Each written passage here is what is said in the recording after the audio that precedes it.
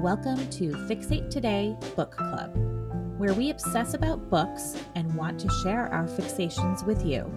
Check out our podcast, Fixate Today Gone Tomorrow, and for more content, browse through the rest of our channel, Fixate Today Gray Matters. Hey everyone, thanks for joining us for Book Club. We just wanted to do a quick explainer about why we're re-releasing our book club videos about Shari Franke's book, The House of My Mother. Basically, we just wanted to make things a little bit more clear, which chapter. We got a little confused about it all. So we're taking down what we had put up, doing a little re-editing, and we're going to repost everything. We'll probably do an episode or two a week of reposting the Shari series, and then we also never finished it. So we're going to post all of them eventually. So we're just doing some tweaks, making things a little bit more organized, but they will be back up. We also wanted to announce our next book. Got it here. While Idaho Slept. The Hunt for Answers in the Murders of 4 College Students by J. Reuben Appelman. We wanted to let you guys know the next book in case you wanted to read along with us. So if you've got it at your library, if you've got an audiobook, however you can snag it, read along. We would love it. We would love to engage with you guys in the comments about the book. So yeah, go ahead and do that. That'd be amazing. Also, we are trying our best to get on a bit of a better release schedule. We're hoping for a video a week, maybe 2 videos a week, but we're going to get much more consistent. Our lives got a little crazy hectic for a while, and we've doing better. We've settled down. So thank you so much for joining us with Book Club. We hope you're enjoying it. And we're going to get back to some other content on the page, different shorts, things like that. So we're just so happy that you are along with us on this ride. Thank you. Talk to you guys soon. Hello. We're together. Welcome to Fixate Today Gray Matters. Yay. This is going to be very different from past videos. The goal of our channel has always been about doing whatever we're fixated on. And even if that is different things, then we're going to do different things. Yeah. Most people would say make a different channel. We're our channel out. So we are not stopping our coverage of Micah because there's still a lot to say about that. But we also both got really fixated on Shari Franke's pretty recently released book. Yeah.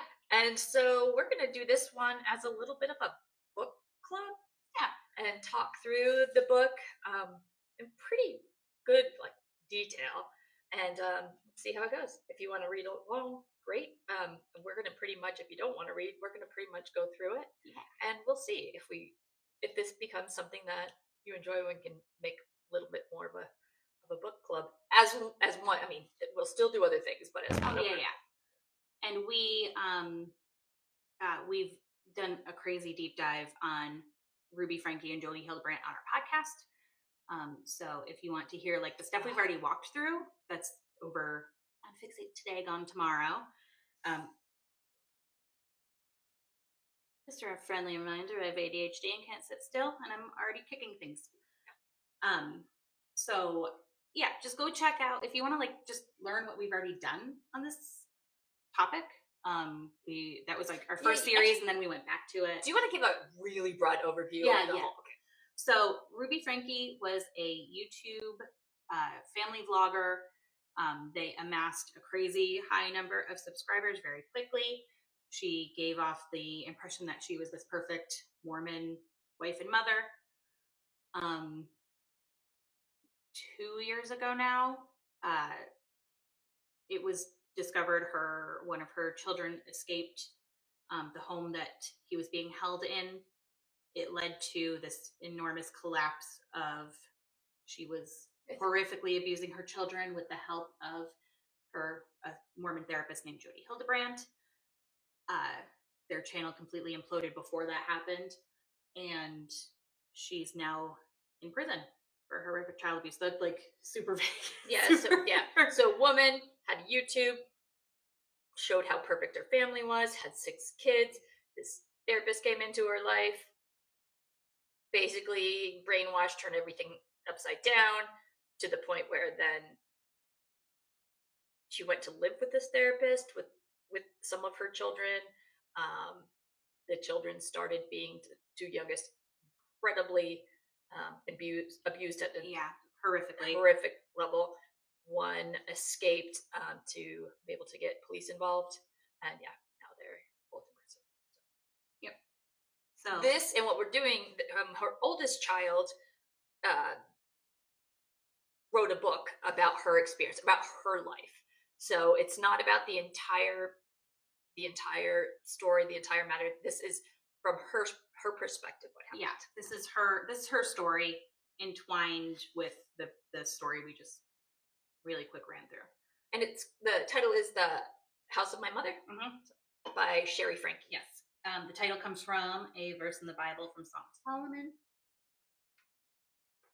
And you want to jump in? Well, yeah, I'm going to give a little say a little something. Nikki was an English major.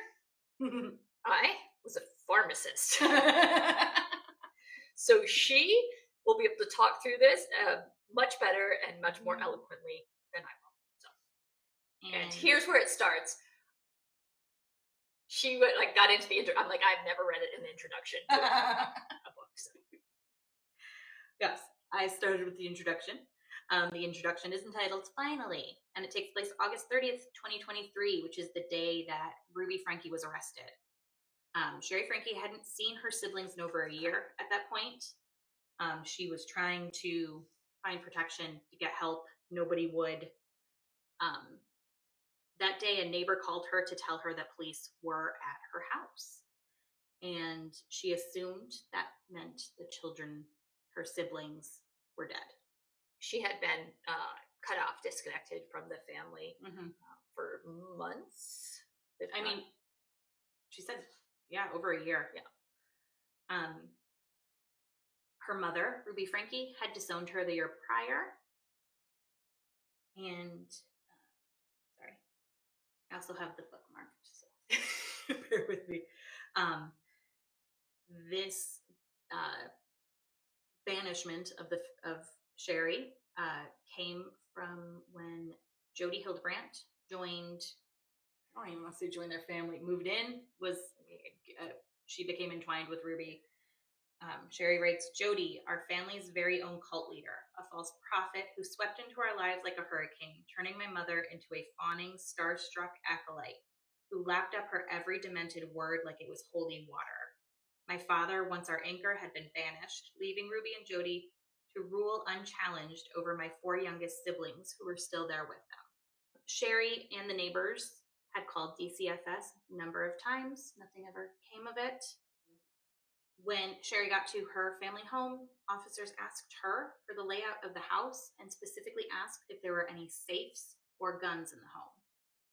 Shari expressed that though being prepared for the end times is a part of Mormon doctrine, Ruby had taken it to the next level, and their home was just full of things that preppers want. Crazy amount of food, crazy amount of water, things like that. Cash, even large sums of cash. And on that day, Shari posted about this on her social media. She posted a picture of police at her house and just the word finally. And in the book, she says, the nightmare was born on social media. It should die there too. Shari's an amazing writer. Yeah, she's such a good writer. Yeah, I'm assuming there was some ghostwriter of some sort involved, but a lot of the book includes just passages from her own journal, and I mean even from there, Nikki will read out all the passages from Shari's journal. So that was, I think, one of my biggest takeaways. Also, that that she did a great job of telling her story. Yeah, she kept it really focused in her experience.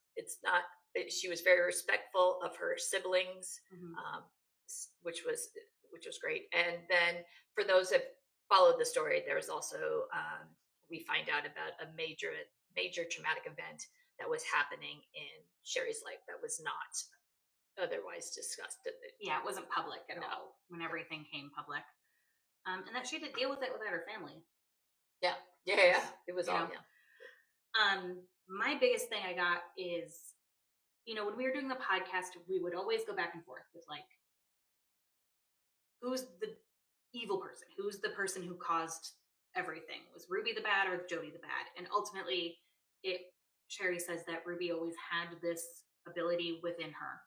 She was abusive from day one. Yeah. She wasn't that extreme at that point, but from day one, she was more concerned about her end goal than anybody else's. Yeah. Shari Franke currently is a 20 something. Yeah. I think she's still in school. She's engaged. Getting her life back in order. There's not much public, but the assumption is she's taking or spending time helping. She's advocating for family vlogging reform. But I do remember during the kind of press tour for the book, she was like, this is kind of the last you're going to see me. She doesn't want to be public anymore. Did the book and then the Hulu series. And really, she's been quiet, which good for her. Yeah. All right. Okay. Let me jump into, so this also shows that I was an English major because I did a deep dive on like the titles of the parts. And I was like, I didn't even read them. Well, here's what it came from. The each part of the book, it's broken up into parts and then chapters. Each part has a title, and I was like, that sounds like it could be from the Bible, but I can't. It doesn't. Like, it sounds off to me. And I wondered if it was like a Book of Mormon reference. So the title of part 1 is The Garden of Earthly Delights. And when I looked it up, it is a painting by a Dutch artist named Hieronymus Bosch. It is, I want to see one of these now. It is a 12-foot wide painting. And it's a type of painting called and I'm so sorry, it's called a triptych, I believe, painting. And basically, it is 3 panels, so a bigger one in the middle and 2 on the side, and it's hinged, so it opens. So this painting in particular is a warning of the dangers of temptation. The exterior panels, so like the ones that close, are the 3rd day of creation, so like the day in the book of the Bible that God created dry land, seas, plants, trees. The left panel is the Garden of Eden. The center panel is the Garden of Earthly Delights, so like when humans were in the garden, I don't know. And then the right panel is hell. And so if you read it across, like if you read it like a book, it's like humanity's failure. Cool. I know. It is. And she's so smart. So, all right. I did look ahead, and part 2 is another painting, so I'm guessing all of them are, but I'm very excited to find out. It's all you. All right. So I think we have to start with Shari's mother, Ruby. Yes. So Ruby was born. She was the first child, oldest child of 5 siblings, and was raised in a very devout LDS or Jesus Christ of Latter-day Saint home. Yep. For multiple generations, they had been devout members. Yep, she helped raise her siblings like any good first daughter does. Her ultimate goal was to be a mom. That was what she wanted with her life. The book didn't get too much into her childhood other than like the strictness of it. She went to college at Utah State with an accounting major, but the major was just like, that's just how you get into college. Like, the real goal is to find a husband. Yeah. She met Kevin Franke there. He is, and I don't know why I was so surprised by this, but he's 4 years older. Yeah. Ruby had a checklist of what she expected. Yes. Color-coded board. Yes. What she was expecting or what she was looking for in a man. And when they included somebody who was 5 inches taller than her, handsome, car paid off, and an engineer. I get on board with the car paid off. I hate a car payment. And she found it. Yeah. And a gentleman by the name of Kevin Franke. Yes. She wanted someone who would take the lead. Ruby had no interest in power struggles. After all, what she needed was someone relaxed enough to take the reins without too much resistance, a co-pilot content to let her navigate their shared journey, pay the bills, and give her the children she longed for. She wanted someone who would, I think on paper, look like the strong leading husband who would really just let her take control, do what she needed to do, and be laid back to yeah, I trust you, go do whatever. Yeah. So Kevin came from a family that was a little bit different. They were less formal. Yeah. Kevin's mom didn't like to cook or bake. Their life revolved around pre-made meals, TV, and talk of faith.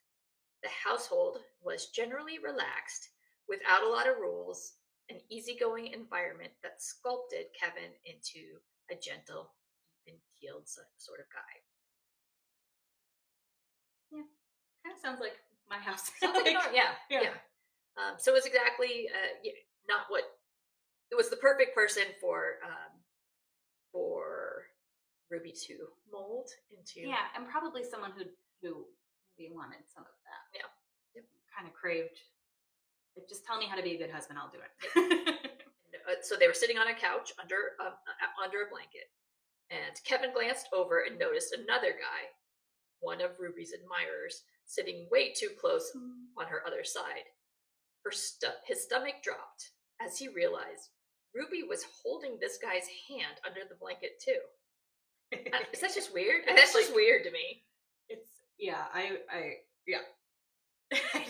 I didn't like it. Yeah, just odd. But they didn't have to worry because 2 weeks after they met, Ruby cut to the chase and said, "So, are we getting married?" And laid back Kevin was like, "Okay." Yeah. Says Kevin would do literally anything for Ruby and her dreams. They married after knowing each other for 3 months. Quick courtship.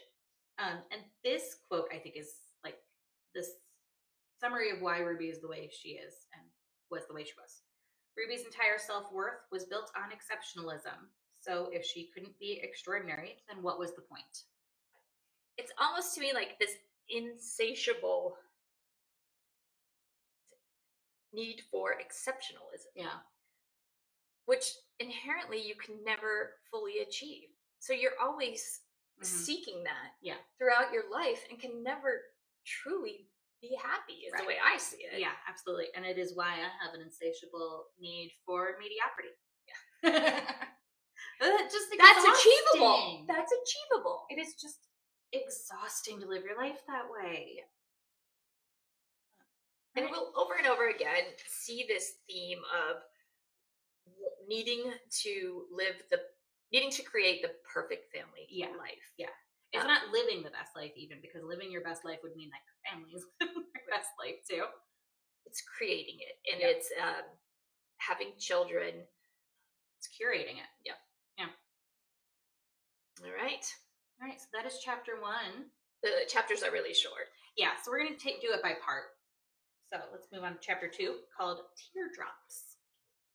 So this is, we're getting into the kids starting to be born and their family structure coming to fruition.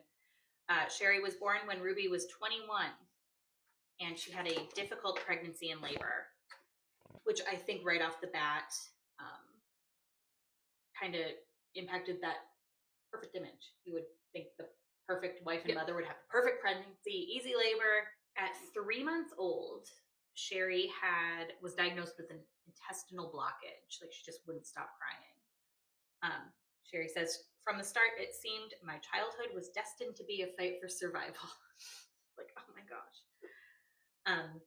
Also, we learned Ruby didn't comfort her babies. Yeah, Ruby didn't believe in comforting me when I was a baby, not the way most parents do. Why would she? Her family's philosophy had always been that it doesn't hurt a baby to cry things out. Babies shouldn't be coddled. And this is from infant stage. Yeah, we were talking a little bit about this last night. For me, my first didn't sleep for the first 3 months of their life. And it's I'm going to comfort the baby. even selfishly, for the baby to stop crying for a minute, to get me like, I'm going to cuddle my baby and take a break because my brain won't work because my baby is screaming. But you can't spoil a newborn. No, and that touch, that human touch is so important to development. Yeah. At that stage of life. Yeah. However, the babies didn't need comforting, but Ruby cried at everything with every emotion: joy, discomfort, anger, everything. Yeah, it's just so ironic. Yeah. It's so ironic that this person who works to be strong and in control, and she herself is so prone to crying. Yeah. It's one of my least favorite things about myself is when I'm angry, I cry. Yeah. Because I feel like it appears I'm even more out of control. Yeah. When it's like, even if it's a justified, like, I'm trying to make a point that is coherent and logical, I'm just upset. Right. I didn't even want to say angry, but I'm mad about whatever's going on. I start crying. I'm like, well, there goes my point. Nobody's going to listen to me now. And then I would think even more so, like, a lot of people consider crying a sign of weakness. Yeah. So it's even more interesting that she cried often. Yeah. And I'm not sure what to make of it. I mean, other than maybe be a manipulation thing. Yeah. I'll get everybody to do what I want because I'm going to cry again, or I don't know. A self-centeredness. Yeah, or making yourself the main character. Yeah. That's right. Because of this, Shari learned that her pain didn't matter, and any of her emotions were inconvenient for her. Were secondary to her mom. Yeah. And disruptive to her mom. So if she was sad, her mom was angry that she was sad.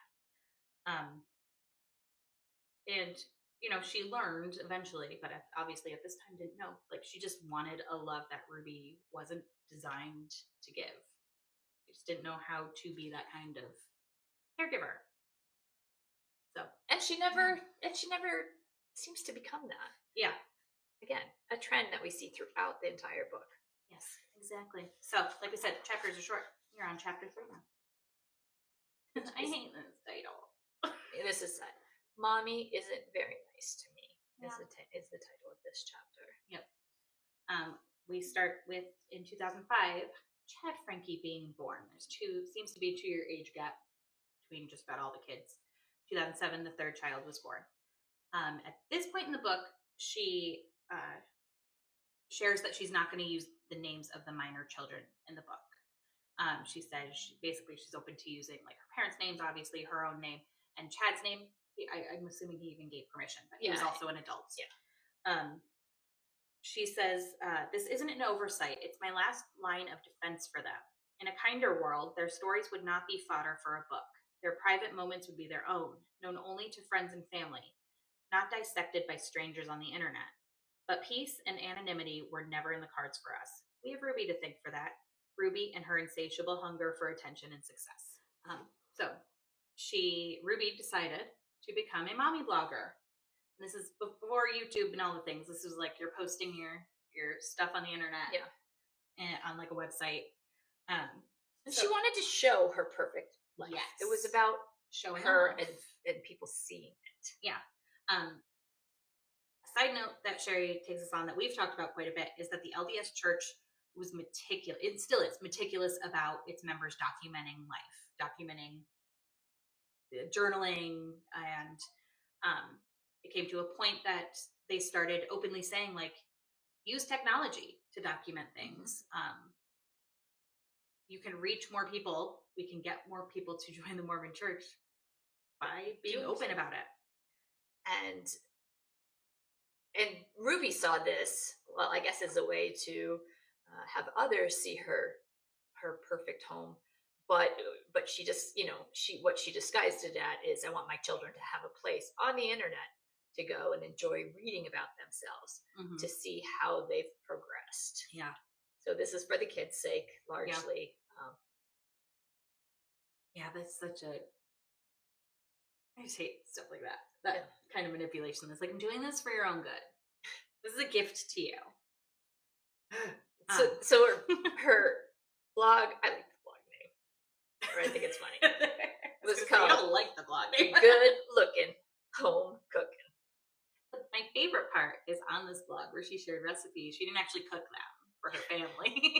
It's like already I don't know how fake it is.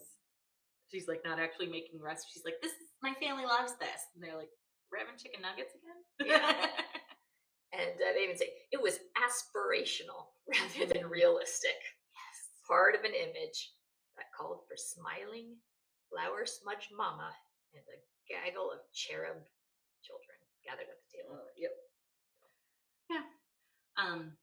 So at the time that Ruby was blogging, her 3 sisters were as well. So they went all in to sharing everything about their lives. Yeah, this family there was definitely a type. And I don't think there's 3 sisters and a brother, and I've never heard too much about the brother.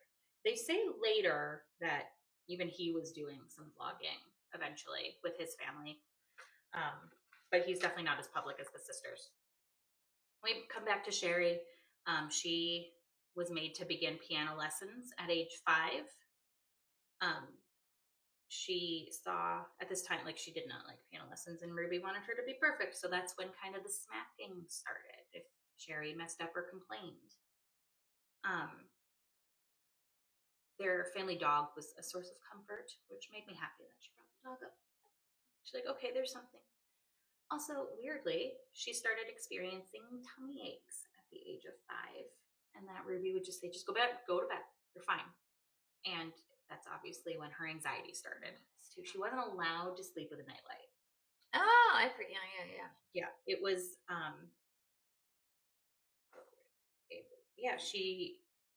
Ruby was like, you won't sleep with a nightlight when you're an adult. Like, you need to get used to it. You're fine. Now, why this I think matters is because she, from like day 1, was afraid of demons, which we just talked about also in our series. There is an element of evil spirits, light and dark. Demons can enter your body and make you sin. Why might a little girl harbor such tangible fears of demonic possession? I'm sure the deeply religious paradigm I was steeped in played a role. We firmly believe in Satan's power and the ability of his legion of fallen spirits to possess individuals. We believe that evil can inhabit physical forms, sometimes fleetingly, sometimes for extended periods. With unseen forces battling for dominion over my soul, it was a small step for my young mind to imagine the battle raging in my bedroom. She just wanted a nightlight because she was afraid of the monsters. She quickly learned that anything less than unbridled enthusiasm would trigger Ruby into a rage. Yeah. And a whack. But I just found that word rage telling at that point. Yeah, she recognized that level of anger that young.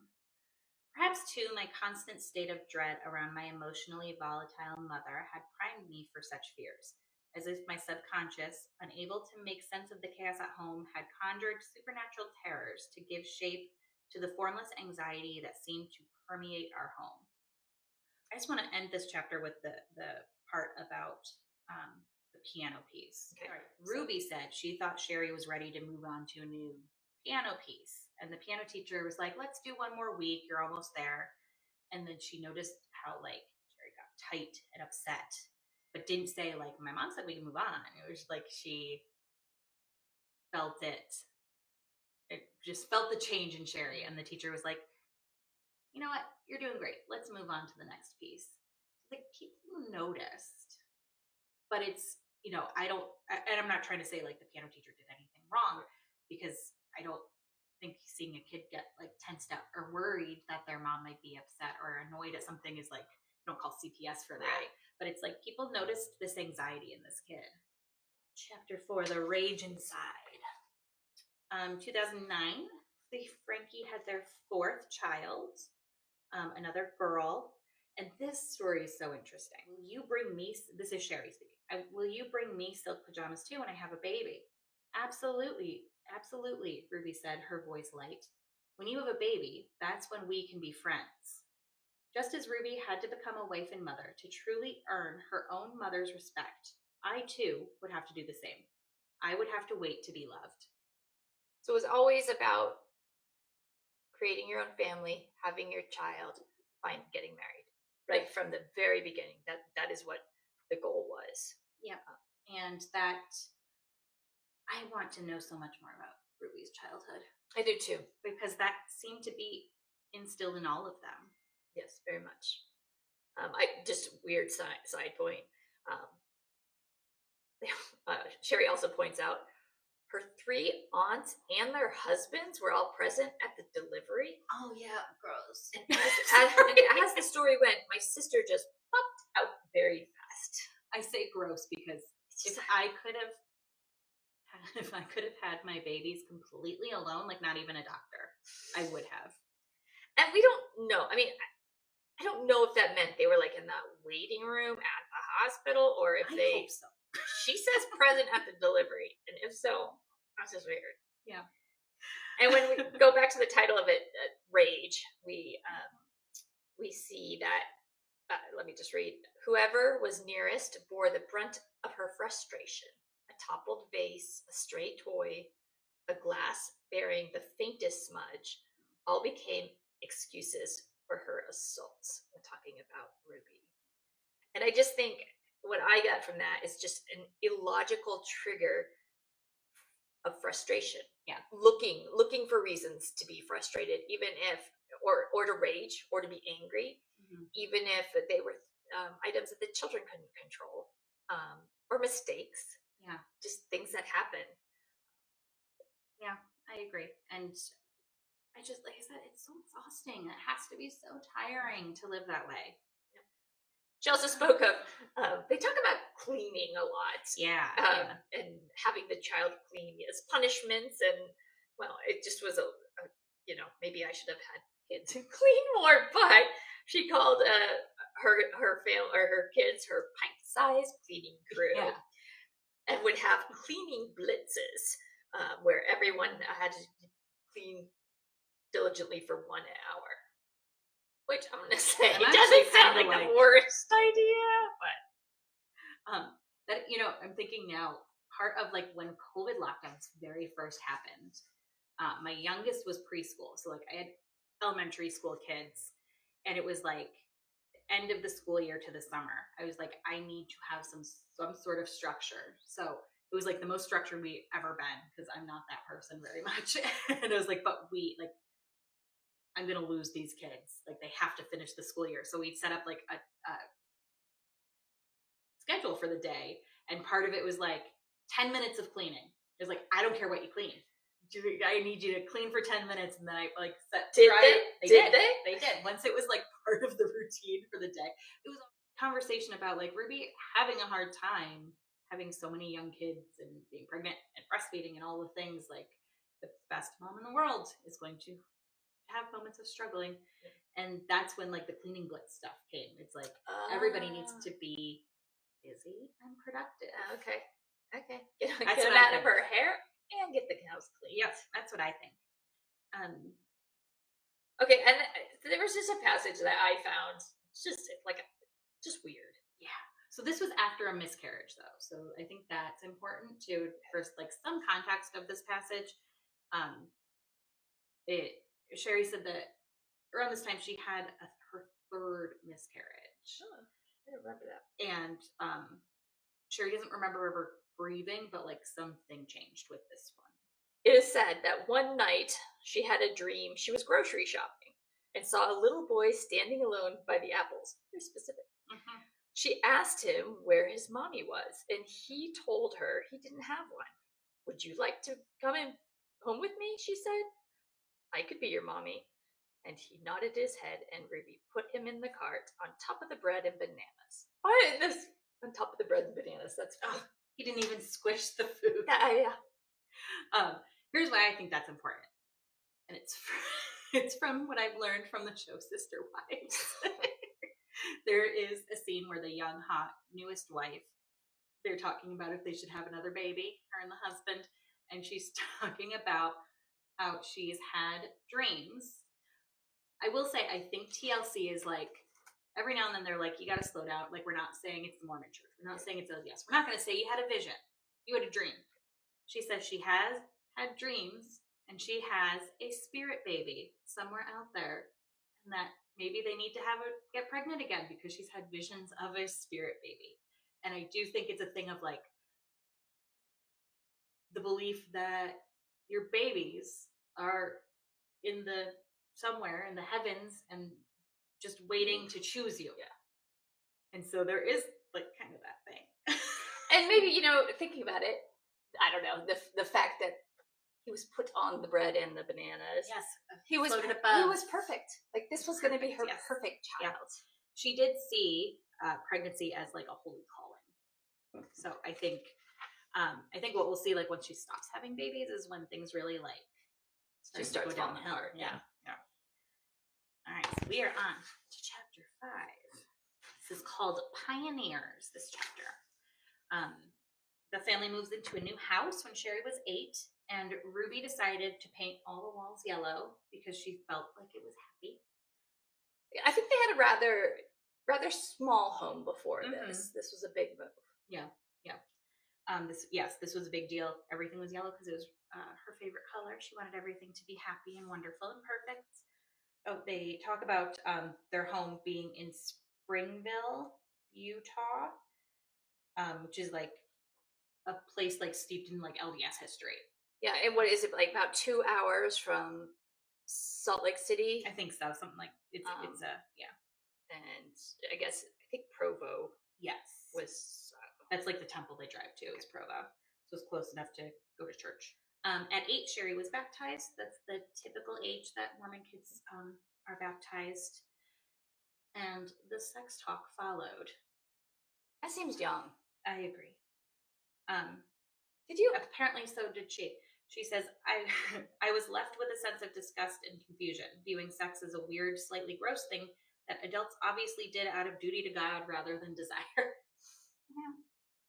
It is kind of confusing. Did you have sex talk with your kids? Yeah.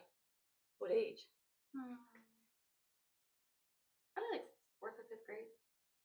We did want to have the talk with our kids before the school talk happened. We had, with my daughter, she had a really good friend who was her mom was a physician. And there was like a group of them. And they had a group talk, like the physician. We were in a park, picnic table. They all got to talk at one time. I remember. There you go. All right. As Shari was a child, she was like really obsessed with like the stories of her faith, stories of Joseph Smith, and she speaks specifically about a story of the widow of Nauvoo. I always forget how to say it. Who is actually one of Ruby's distant ancestors. This woman was threatened by a mob in like the 1800s that they were going to burn her home down unless she denounced her faith. And she told them to burn the house down. She chose her faith over her home. And I think this is a huge point of pride probably for Ruby and her family. Being descendants of this proud, strong woman. It was a sacred family legend. Like she always seemed to have a deeper kinship with her father. Which kind of comes into play interesting later. Yeah. The big part of this chapter though is the tithing. Yeah. They after she's baptized, they talk about tithing. So in talking about it, Shari says, so it's like sharing our stuff with God, and then he shares his blessings with us. And Kevin said, exactly, Kevin smiled. When we keep our promises to God, he blesses us in ways we can't even imagine. And to me that feels very like prosperity gospel. Like you give all this money to God and he's gonna bless you in return. And when she asked, well, where does this money go? Well, the money goes to build temples and churches and to fund missionary work around the world. And I suppose a missionary work could be considered, helping others, but even that answer doesn't make me feel like the money is going to help others. No, it's recruitment. It feels yeah, like. Yeah, and I mean, it is known that the Mormon church is very wealthy, has amassed a large fortune. Yeah. And it's a big part of it. I also got the feeling that they didn't really have a lot of money at this time. So that 10%, that's a different amount than 10% for like a millionaire. Yeah, it was a significant in terms of the impact on the giver. Yeah. So it was challenging for them to do so, but never a question of whether or not they would. Yeah. It was also around this time of this talk that Ruby's sisters started going to YouTube instead of their blog. And there's conversation of like, there's possibility of making more money. At first, Ruby was like, I'm exhausted being your mother. Yeah, I think it was like, Ruby is going to stay home to be the perfect mother and wife. But here we found a way to maybe make some money to help. Yeah. But what Shari says as they're talking through this is she couldn't imagine her mother doing this, putting them on camera, because people would see her anger. And she'd never let that happen. Ruby would never let that happen. And their aunts, her aunts, so I couldn't help but think about my aunts who had started filming themselves with janky cameras, putting videos on the internet and might be making money out of it. And from that, I think Ruby, well, if they can do it, I can do it so much better. Yeah. And that's where it started. Yes. Chapter 6, Ruby's rage. Lots of chapters about rage. Yeah. Ruby was always on edge, angry, cruel. I don't even know. Like, I feel like there's a level of anxiety, perfectionism that comes out, and I think that feeling of always being on and needing to be perfect, perhaps. And I think sometimes people think that that's a sign of being a better parent, of parenting more, to be in control and to make sure that your children are in line. But if you're unable to do that naturally and keep your emotions under control, then I think that's where the rage comes in. Yeah. And I'll just, it just reminds me when a long time ago when my son was young and we were kind of going back and forth of whether do we spank or not. And we went out in the church parking lot, and there was a dad just spanking his child so hard. And that was like, at that moment, I'm never doing that again. Yeah. But I think it's ironic that it was at church. So. Yeah. There was, we had a conversation because we attend church, and a lot of people are very pro spanking at church. And it was, if we were to the level that we would consider spanking, that means we're angry. And that's not the time to spank. And so it was like, all right, it's off the table. Spanking is for the parent to take their anger out. I don't even think it's as much for as a punishment to the child as much as, anyways, that might be controversial. Sorry if that's controversial. So we go on in the chapter. Shari talks about a time when she was 9 that she was playing with makeup, and her mother called her downstairs to sing and play piano. They wanted to do like a duet. And she wasn't singing. She just didn't sing. She played the piano. And Ruby slapped her and blamed the makeup. And Shari believes that Ruby believed that this violence was creating obedience. She says, Ruby's hand would often find its way to my face, a sharp sting of displeasure delivered with precision. Her slaps were calibrated, never hard enough to leave visible bruises, at least on me, but always sufficient to instill fear. In her twisted logic, she was molding obedience, sculpting compliance with each stinging blow. I also think we were just her punching bag, a way for her to release her anger. She always seemed calmer when she'd blown off steam on one of us. Which Shari kind of ended up becoming the, like, quote unquote, kind of the perfect child. Yeah. So maybe in some evil way it worked. Yeah, but it's based on fear. It's not obedience. Yeah. And hence she had to write a book about her childhood. She did. So she had one younger brother. I think we talked about him, Chad.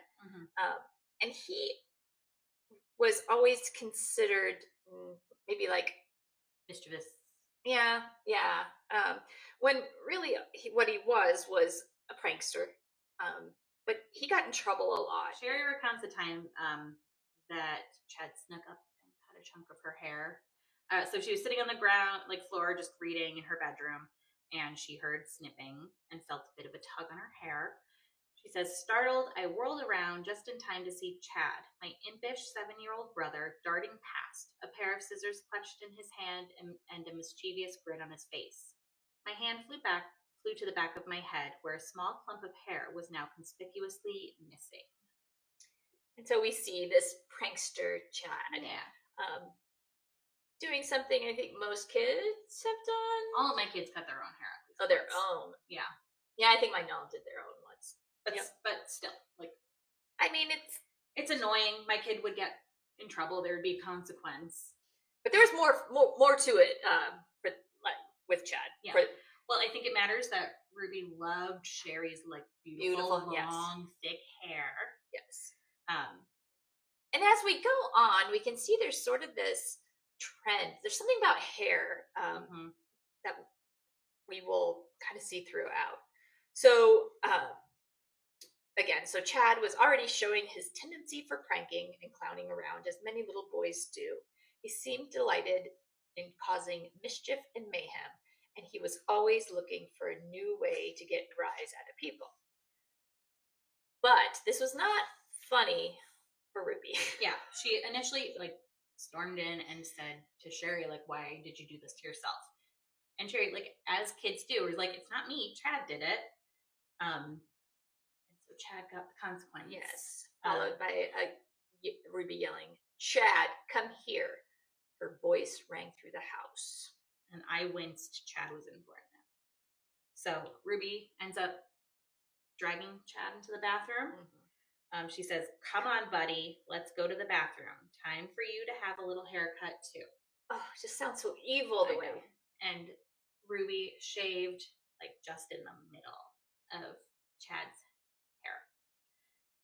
Ruby had buzzed a thick, uneven stripe down the center of his head, leaving him with a harsh reverse mohawk. And Shari got in trouble, too. Yeah, she was trying to intervene and being like, it was just a joke. Like, it's fine. Don't. And she said basically like, well, you didn't stop him. It's your fault also. Yeah. In this house, we don't make excuses for other people's bad behavior. And then Shari says, I nodded mutely, my throat too tight to speak. When Ruby went downstairs, I gathered my brother into my arms, stroking his ragged hair. I'm sorry, Chad, I whispered, feeling a crushing sense of guilt, which is like already she's being parentified in a way. She's being the protector. She's become the protector. All right, chapter 7. Chapter 7. Called Refuge. So we start when Shari is 11 years old. Ruby is pregnant with her 6th and final child. She describes a strict schedule that Ruby had for the kids, including like teaching them self-reliance and to do things for themselves. She says, next we pack our own school lunches, a daily exercise in responsibility and self-reliance. I remember watching my siblings standing on tiptoes, barely tall enough to reach the counter, carefully assembling sandwiches and selecting fruits. This is how you become a capable adult, Ruby would say. She also never drove them to school. She made them figure out their own way to school, whether it was walking or the bus or anything except for their birthdays. It was like a special treat to get to be driven to school, to and from school. They also would, as part of their morning routine, between around 6 and 6:30, they would all have to practice their respective instruments. Yeah. And they all did play instruments, violin, piano, or harp. Mm-hmm. So which, like, I could not imagine my hyperactive ADHD son being like, sit down and play the piano when he doesn't want to. And even at that before school at 6 a.m. Can you imagine? So this was just kind of a little thing, but this struck me. Shari said we rarely had friends over to the house, which part of me was thinking, okay, we have this house, everything's beautiful. Everything's looks great. I really thought that Ruby would want to kind of show it off. Yeah. But no. No, for my thought was it was a control thing. Having kids in the house means like chaos and less control and also more prone to see your anger. Yeah. Maybe we would feel a need to keep that more in check when you have friends over. Yeah, but it made me feel sad for the kids. Yeah, and it didn't seem like they've even adult friends over much at all. No. So maybe her way of sharing her home that she was so proud of in her family became through this YouTube channel. Yeah, exactly. Shari talks about they would watch movies together when home, and like if there was tension or discomfort, that was like family movie time would settle it. And I'm a big old Harry Potter nerd, so I found this part very interesting. They talked about watching the Harry Potter movies, and that Shari's favorite was the 5th Harry Potter movie, The Order of the Phoenix, and that one's mine too. But it is with Professor Dolores Umbridge. It says, but it was the story of Professor Dolores Umbridge that I enjoyed the most for some reason. The tyrannical, power-hungry, condescending, sanctimonious sadist who ultimately faced her comeuppance. Ruby, however, liked the 6th Harry Potter movie. Says there's a specific moment, a scene where Dumbledore, challenged about performing restricted magic within Hogwarts, simply responds, being me has its privileges. Ruby will quote this line often, with a glimmer in her eye. The idea of being above the rules clearly resonated with my mother. And then Shari goes on to talk about something that I think is normal. I'm kind of curious. So, it was during her awkward phase of adolescence. Which I think the whole thing is awkward usually. Yeah. That she developed a new habit, and that was picking her lips until they bled. This nervous tic seemed to emerge from nowhere, yet quickly became a constant in my life. Mm-hmm. I mean, that's a small version of self-harm. Yeah. I mean, I think a lot of kids. Yeah, 2 of my kids are lip picker. I picked my lips, and I think part of it for me was undiagnosed ADHD. That I can't. It's like I'm picking something all the time, and even like I'm sure people are watching me like touching my name. And but for my youngest, she had a pretty big hospitalization last year, and her picking her lips like ratcheted up after that. And so it's like I think anxiety also. And if it something that was prominent enough for Shari to include in the book was I think telling. So then this is where we're going to jump into the journaling portion of it. LDS Church, it's like really ingrained in them to keep records. So this is even individuals and individual families doing record keeping. And my theory is the LDS faith is really founded on other people's prophecies and visions and stories. And I think this is a really good way for the church to be like, if everybody's documenting everything, somebody is going to be a prophet and will have their work written down. And we kind of see that with some of these, later in the book, we see that with some papers that were very important to Jody and Ruby that they had kept. So Ruby would have all of the kids journal nightly. It actually helped Shari's anxiety a bit, but it was very important to Ruby. And she kept her actual journal entries in the book. So we wanted to read I think we're going to read all the journal entries that are in there. So the first one we have is, Mom and Dad pulled me into their room tonight. They said that all of my friend problems in school were my fault. They said I'm not a fun person to be around and nobody gets me, which may be true. Then they said it seems like I try on purpose to annoy my family. But the truth is, I just don't enjoy being around them. Ruby and Kevin are the ones who annoy me. I finally got invited to a populars party. It's super hard to get invited, so I was excited and I thought mom and dad would be pleased because they're always saying I don't have enough friends. Instead, they said I can't go to the party if there's going to be boys there, which means I'll have to stay home. I'm so mad. Can't they see I'm growing up? I'm not their baby girl anymore. I can manage myself. I'm so mad at mom sometimes. Whenever she helps me practice piano, she promises not to yell, but by the time we're done, she's screaming at the top of her lungs. She's so stressed, uptight, and strict that it's impossible to have fun or relax when she's around. Dad, on the other hand, is loose, easygoing, and handles stress very well. One thing's for sure, I am a daddy's girl. Mom has become obsessed with this place called West Point Military Academy, which means she now punishes us by making us condition like soldiers. For example, earlier today, she got mad at Chad and me for not putting away the clothes, so she punished us by making us run around the block 5 times. Then at dinner, Chad was hiding and refusing to help me clear the table, so Ruby made us both do push-ups. Chad for shirking his responsibilities, me for not being enough of a leader. And I think that just goes to show when you want to find something wrong, You'll find it. Yeah. I thought that I really felt for her when she talks about nobody getting her, and when she says that the family seems to think I try on purpose to annoy my family. So it's this like weird like dichotomy of like, yeah, a lot of parents wouldn't let their kids go to a party where like boys and girls are unsupervised, but then also it's like, but then I had to be a soldier.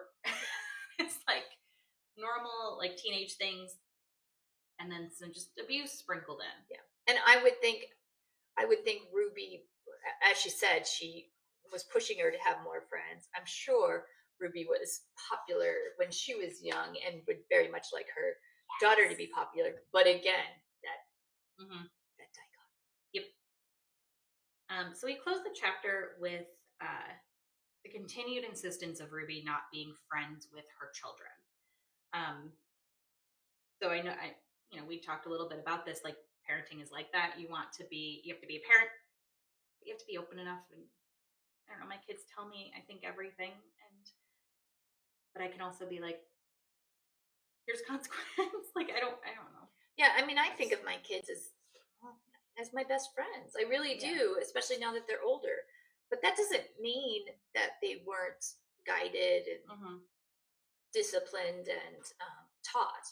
But I don't think one has to negate the other. Yeah. So Shari threw herself into reading, especially World War II history, and she read survival stories and stories of people who resisted their negative influences. And there's a part that I resonated with as a big old bookworm, that she like went into this tangent about like Anne Frank and Nazis and all the things, and her friends like, that's really heavy. And she like, her friend was kind of like shocked at how intense she was about it. But she was inspired by people surviving. And she said, I think that's something we can all learn from. Bible. Yeah.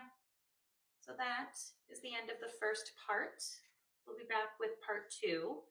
And I think, I like doing this.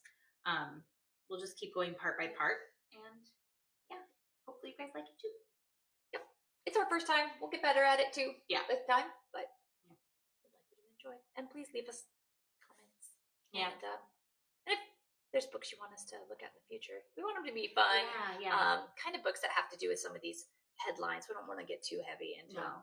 But we talked about like doing Jill Duggar's book, or I know there's a newer Murdoch book. So stuff like that. We're hoping to have it kind of go along with some of our content, but who knows? Maybe not. All right, guys. Bye. See you next time.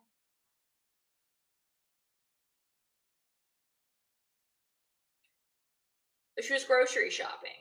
This is Ruby. In the dream. This is a dream. Okay, we can skip that. I didn't realize it was a dream. I thought it happened. still weird. It's still the vision thing. That's so funny. I totally thought that really happened. Okay, we don't need to read that I passage. still think we should though, like because it goes to the Mormon thing. Okay. All right, so Thank you for listening. Please comment, like, and subscribe.